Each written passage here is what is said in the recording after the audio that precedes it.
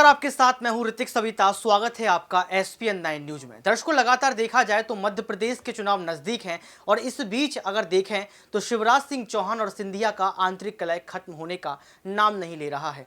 जहां शिवराज सिंह चौहान लगातार इंस्टाग्राम पर लाइव आ रहे हैं और मध्य प्रदेश वासियों से कह रहे हैं, मेरे प्रिय भांजे और भांजियों, यानी कि लगातार शिवराज सिंह चौहान चाहते हैं कि कुर्सी कहीं नहीं जाए। वहीं देखा जाए तो ज्योतिरादित्य सिंधिया के लिए नारे लगाए जा रहे हैं।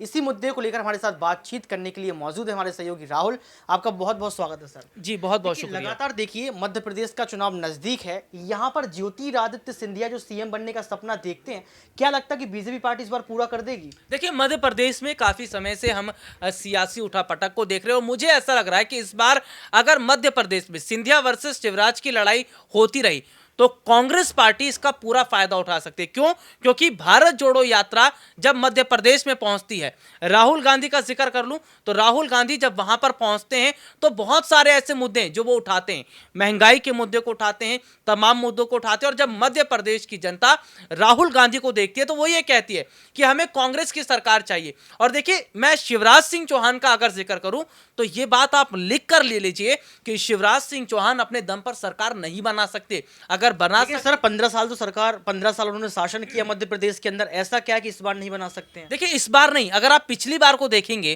कि पिछली बार सरकार किसकी बनी थी, कांग्रेस पार्टी की बनी थी। क्यों? क्योंकि जनता शिवराज सिंह चौहान के कामकाज से खुश नहीं थी।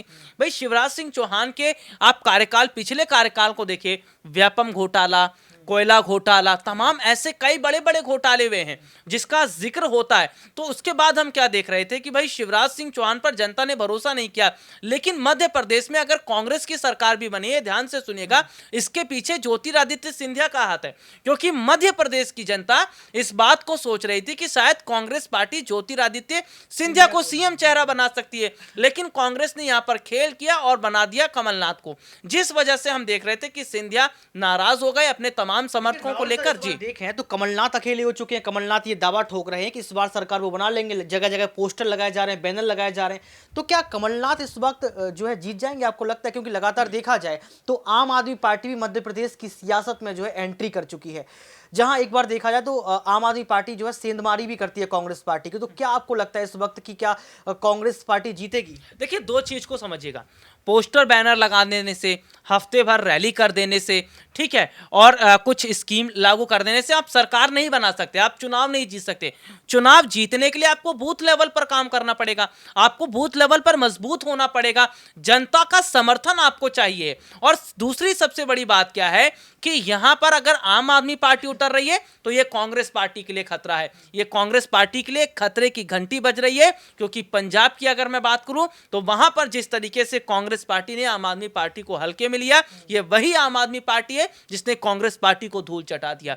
यही आम आदमी पार्टी है जो राजस्थान में उतर रही है कांग्रेस के खिलाफ। यही आम आदमी पार्टी है जो मध्य प्रदेश में उतर रही है। और राजस्थान का अगर मैं जिक्र कर लूं तो राजस्थान में भी पायलट वर्सेस गहलोत की लड़ाई चल रही है। और कहीं ऐसा ना हो कि पायलट वर्सेस गहलोत की इस लड़ाई में पूरा बड़ा नुकसान कांग्रेस पार्टी को हो जाए और सीधे तौर पर आम आदमी पार्टी ने जैसे पंजाब में सरकार बनाई वैसे राजस्थान में बना ले। मध्य प्रदेश की बात करें तो मध्य प्रदेश में इस वक्त जो टक्कर है वो तीन पार्टियों में हम ज्यादा देखेंगे।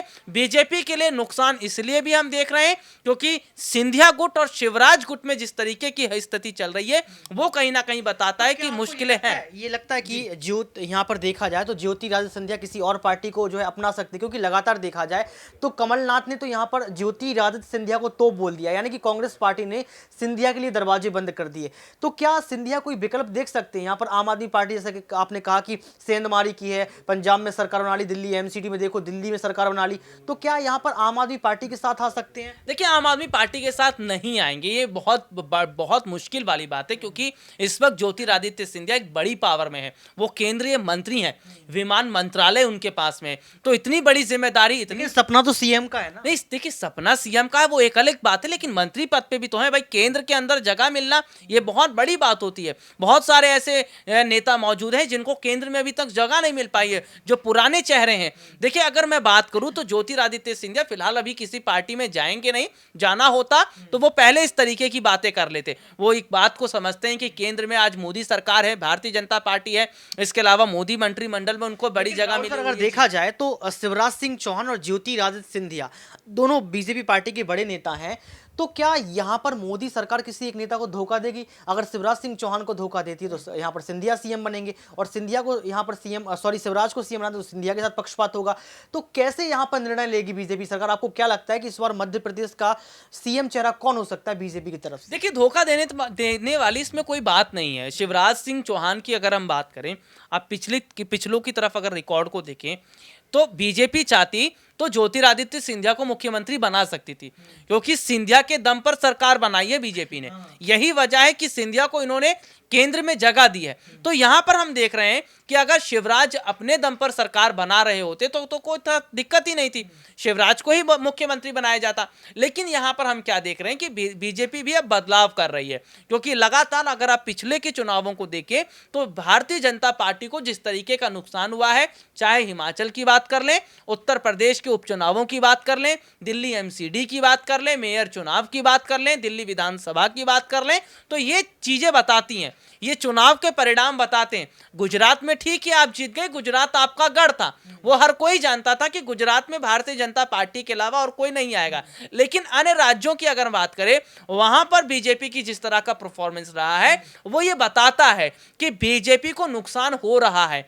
आज जनता विपक्ष पर जितना भरोसा कर रही है, उतना सत्ता पक्ष से दूर होती नजर आ रही है। तो बीजेपी के लिए लगातार बदलाव करना जरूरी है, रणनीतियां बनाना जरूरी है। जी, यहाँ पर देखें तो ज्योतिरादित्य सिंधिया ने जो है यहाँ पर बीजेपी की सरकार बनाई, इस बात को शिवराज सिंह चौहान स्वीकार करते हैं। शिवराज सिंह चौहान साफ तौर पर कह रहे हैं कि अगर आज मैं मुख्यमंत्री हूं तो सिंधिया की वजह से हूं। तो शिवराज सिंह चौहान खुद से कुर्सी क्यों नहीं छोड़ रहे जब स्वीकार आप कर रहे हैं? एक तरफ आप सिंधिया की तारीफ करते हैं, दूसरी तरफ आप खुद से जो अपना चुनाव प्रचार करते हैं, लगातार जो है जनता से यही मांग कर रहे हैं कि अपने मामा को भूल मत जाना। तो इसको आप कैसे देखते हैं कि वो चाहते हैं कि सिंधिया उनकी पार्टी में रहें और सीएम वही बन जाएं? देखिए, शिवराज सिंह चौहान खुद से कुछ नहीं कर सकते। भारतीय जनता पार्टी में पार्टी के अध्यक्ष हैं जेपी नड्डा की अगर मैं बात करूं, पार्टी के आला कमान है, वो फैसला करेंगे, वो ये तय करेंगे कि मध्य प्रदेश में इस बार सीएम चेहरा कौन रहेगा।